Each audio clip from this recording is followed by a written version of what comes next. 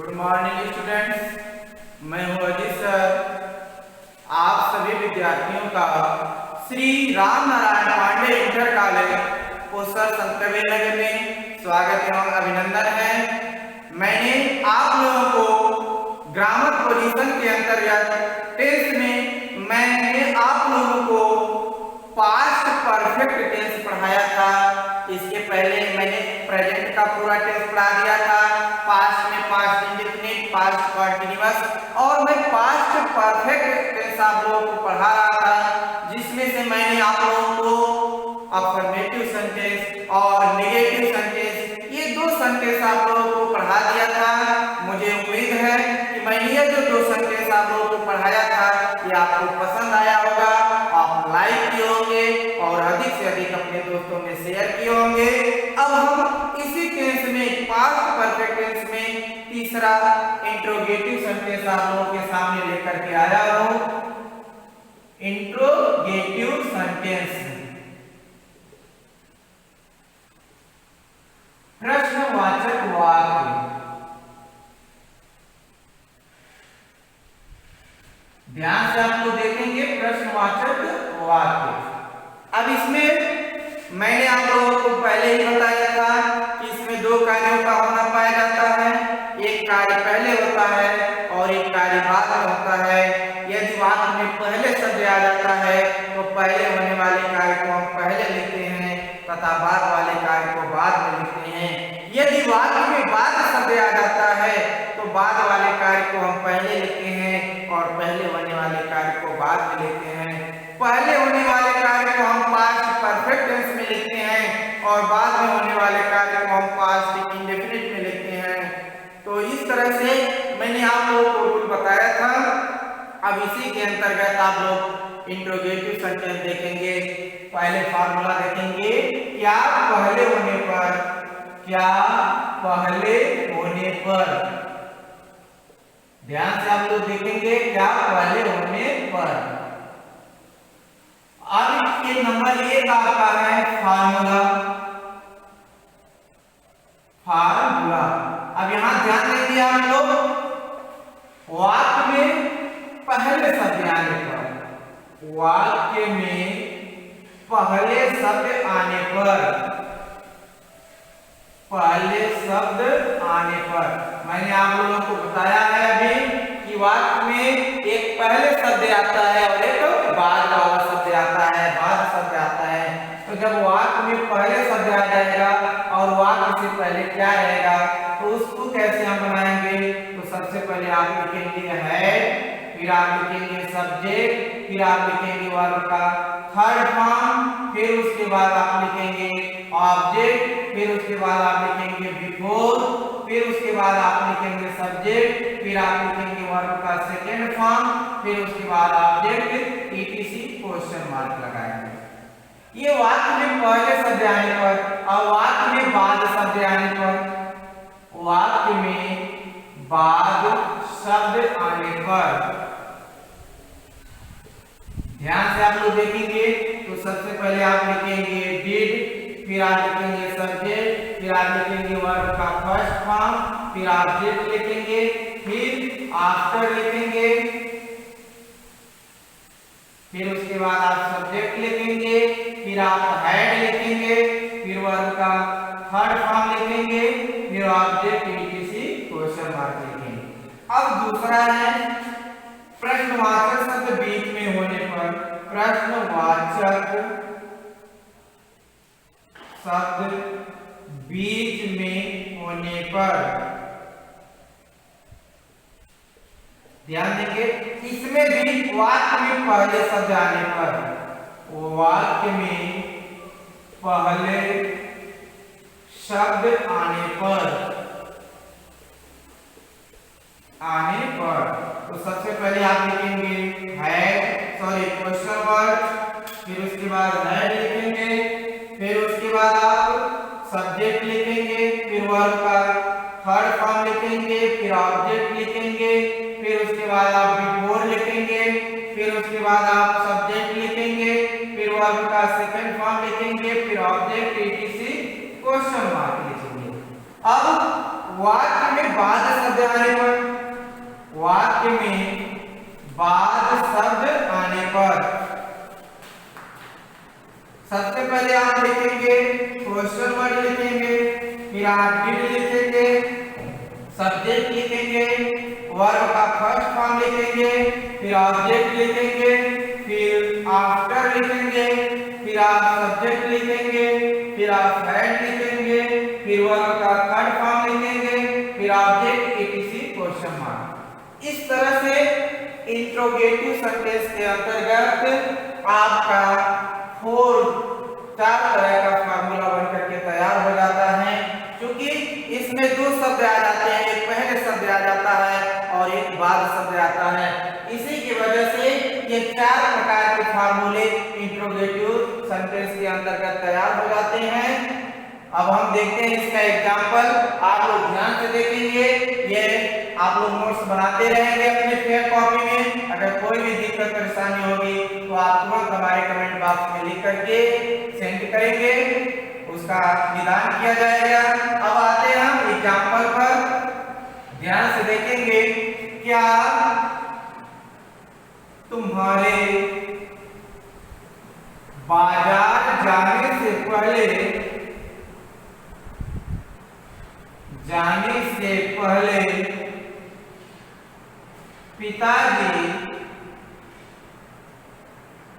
पिताजी घर पहुंच चुके थे?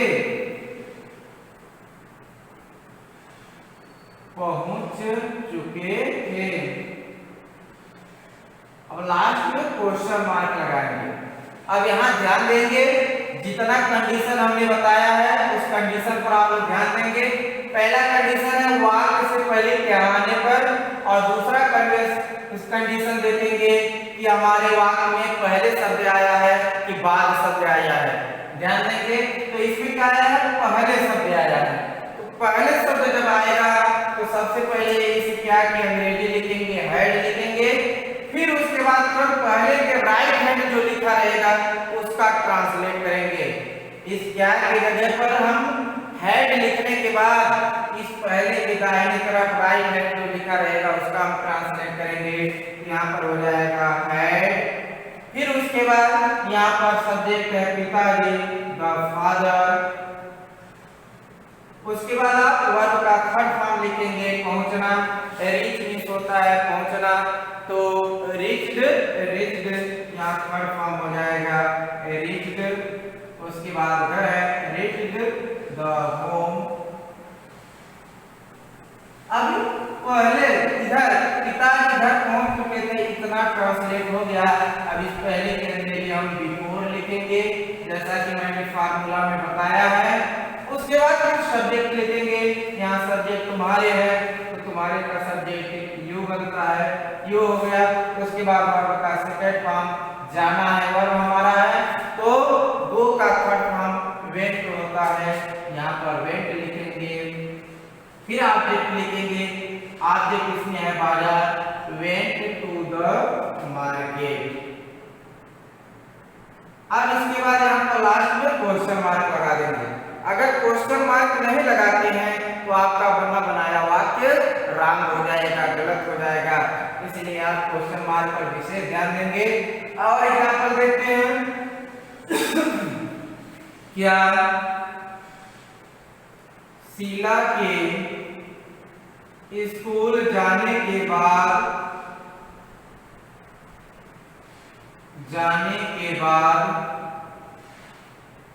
क्या शीला के स्कूल जाने के बाद अध्यापक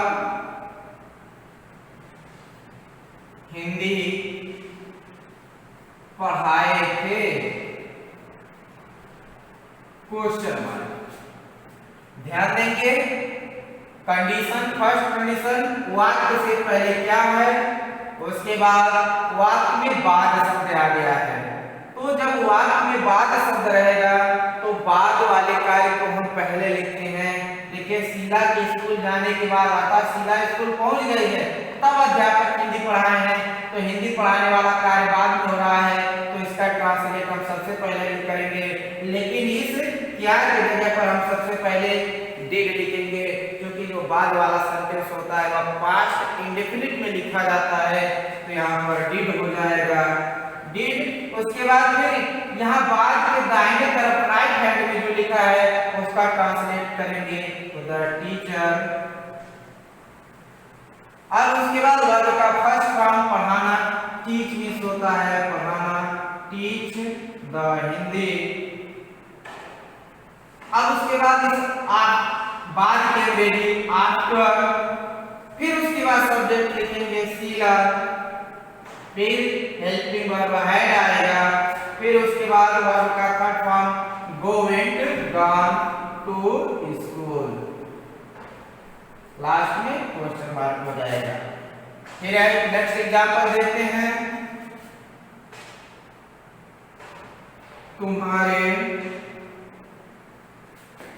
तुम्हारे घर पहुंचने से पहले, तुम्हारे घर पहुंचने से पहले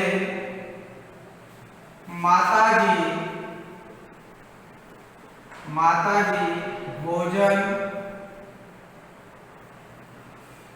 क्यों पका चुकी थी।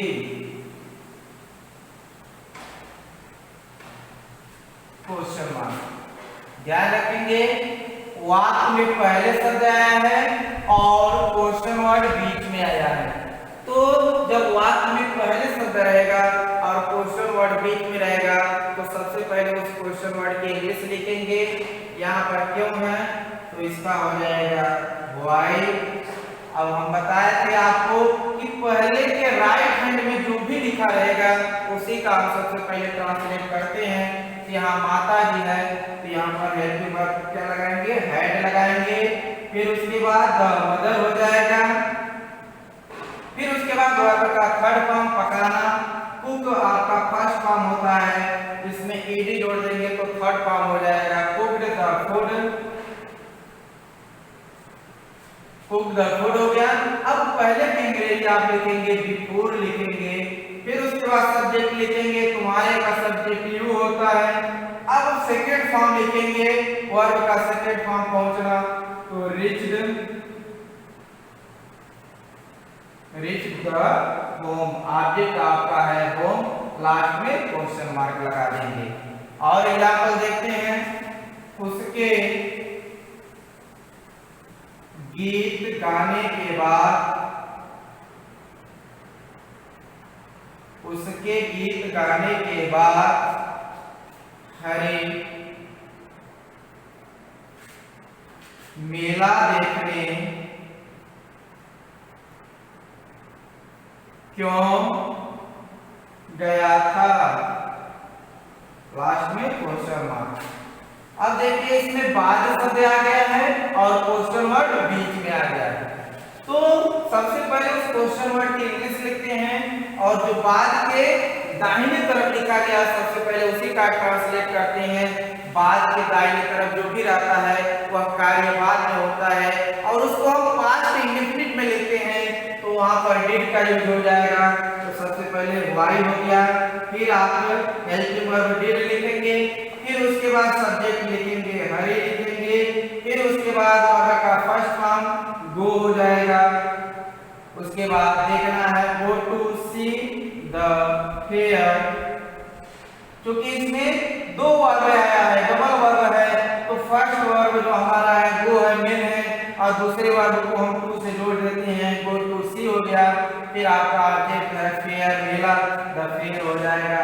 अब बाद की इंग्रेडिएंट फिर आफ्टर लिखेंगे, आफ्टर, फिर उसके है सब्जेक्ट हो जाएगा ही, फिर उसके बाद हेल्पिंग वर्ब है, फिर उसके बाद वर्ब का थर्ड फॉर्म गाना होता है, सिंग sang संग, यहाँ थर्ड फॉर्म हो जाएगा sang ए सॉन्ग। मैंने बताया था आप लोगों को चाहे एक गीत गाइए चाहे 1000 गीत गाइए उसके साथ एक का यूज होता है, उसी तरह से चाहे एक झूठ बोलिए चाहे 1000 झूठ बोलिए उसके साथ भी एक का ही भी यूज होता है।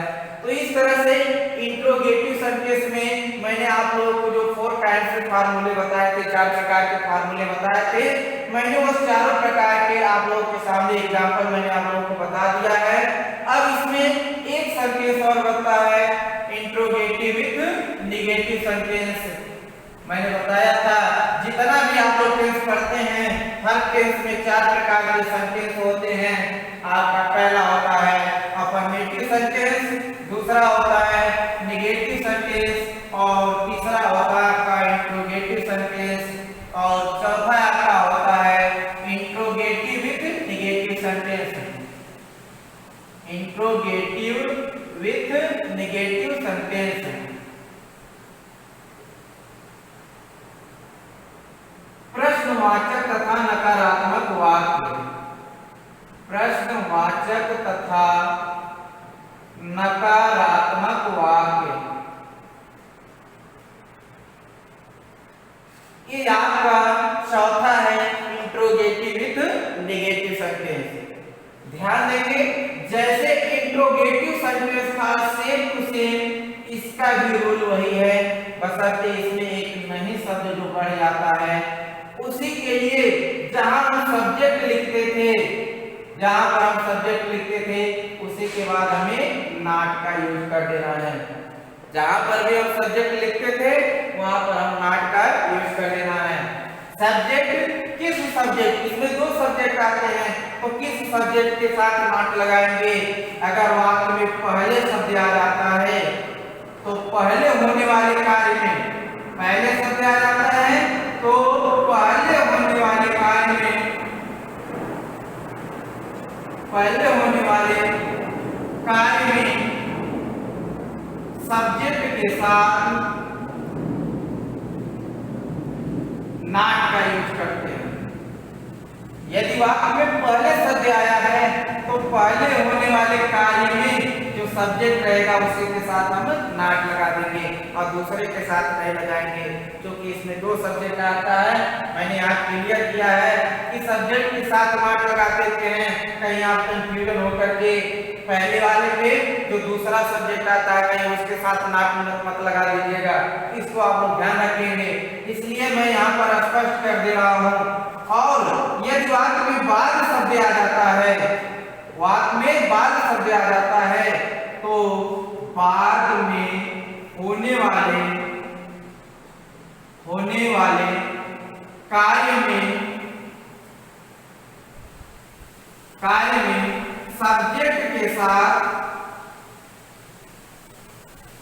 सब्जेक्ट के साथ नॉट का यूज करते हैं। ध्यान रखेंगे आप लोग। अर्थात कहने का मतलब यह है कि जब भी हम इंट्रोगेटिव नेगेटिव सेंटेंस बनाएंगे सेम टू सेम जैसे इंट्रोगेटिव सेंटेंस का मैंने 4 काइंड का फार्मूला बताया था, 4 प्रकार के फार्मूले बताए थे। तो स्टार्टिंग में जो पहला सब्जेक्ट पढ़ता था उसी सब्जेक्ट के बाद नॉट का यूज करना है। अब इसे हम एग्जांपल के माध्यम से देख लेते हैं तब आप लोगों को समझ में आएगा। जैसे क्या मेरे घर आने से पहले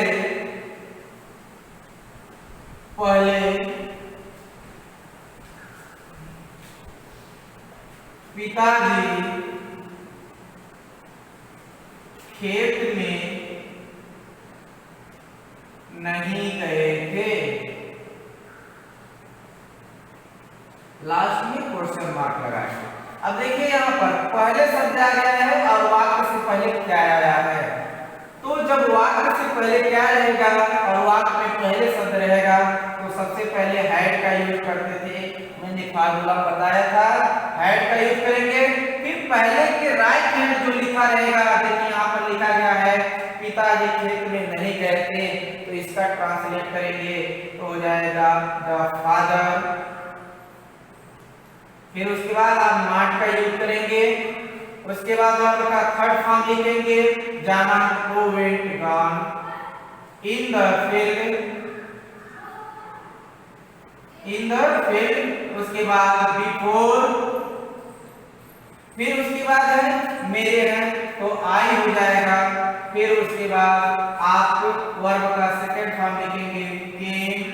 फिर उसके बाद टू द हाउस, लास्ट में क्वेश्चन मार्क लगा देंगे। इस तरह से अगर बाद वाला आ जाता है तो यहाँ पर सबसे पहले आप डिड लिखेंगे, फिर सब्जेक्ट लिखेंगे, फिर नॉट का यूज करेंगे।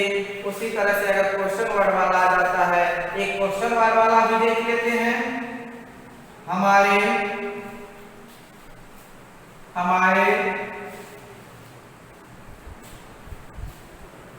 हमारे किताब खरीदने के बाद, हमारे किताब खरीदने के बाद बच्चे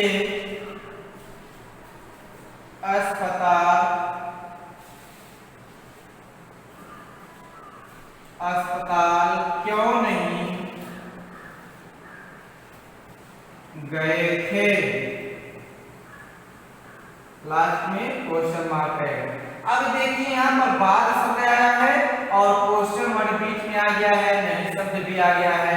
तो हमने बताया था यदि वाक्य में बाद शब्द आता है, क्वेश्चन वर्ड बीच में रहता है, सबसे पहले उसकी इंग्लिश लिखते हैं, तो यहाँ पर हो जाएगा व्हाई। अब यह बाद वाले कार्य को हम पहले लिखते हैं, तो यहाँ पर डिड का प्रयोग होगा, द चिल्ड्रेन। फिर उसके बाद आप नॉट का यूज करेंगे। अब उसके बाद गए go to the hospital, go to the hospital. अब आफ्टर, फिर यहाँ सब्जेक्ट हमारे है तो भी हो जाएगा।